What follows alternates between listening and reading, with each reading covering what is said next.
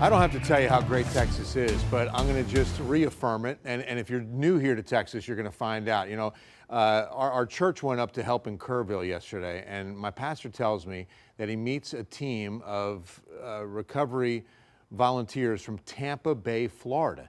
And he said, what would bring you out here to help us? And he goes, you know, we get hurricanes a lot in South Florida, and the first people to show up to help us, Texans. He says, so now we're returning the favor. That's exactly what this person said. Incredible. All right, outside today, going to talk about a record that you might not expect, but we've got mostly sunny skies on this Wednesday and a 99 on the thermometer.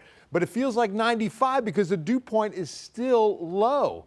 And speaking of lows, that's where we're headed for a record low. That 67 beats the record of 68 from 1949, way below the average of 75.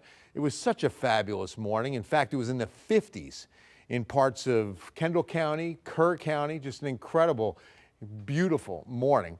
It'll be nice again tomorrow morning. The dry air is staying in place, but here's what else the dry air does. It really heats up. So we hit 99, 102 to 103 at Floresville this afternoon.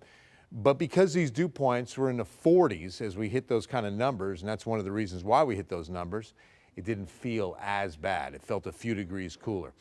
Out there this evening, though, it's still hard to say cooler when you're still in the mid to upper 90s. And we're going to stay in the 90s through 9 p.m. Probably 10 is when we get finally down into the 80s. Coming tomorrow, a little more humidity, and we're going to get up to a 101 feels like tomorrow afternoon. Could even get a little bit higher on Friday with a little more added humidity to wrap up the work week, 103. And by the way, that's the first day of August as well. So remember the tips on how to beat this heat. Drink plenty of water, mix in the electrolytes. Sunscreen is huge. Wear light, loose-fitting clothing. Take the breaks and get into that shade. Protect your pets. Hey, speaking of the sunscreen, look what's waiting for us tomorrow. A UV index of 11. That is extreme. It's going to be about 2 o'clock when it peaks. And remember, if your skin's unprotected, it's about 15 minutes before it burns. All right, 14-day forecast, 100 and awfully close again on Friday, and then maybe a few ticks lower on Saturday and Sunday. The rain chance on Saturday, I'm adjusting it to 20%.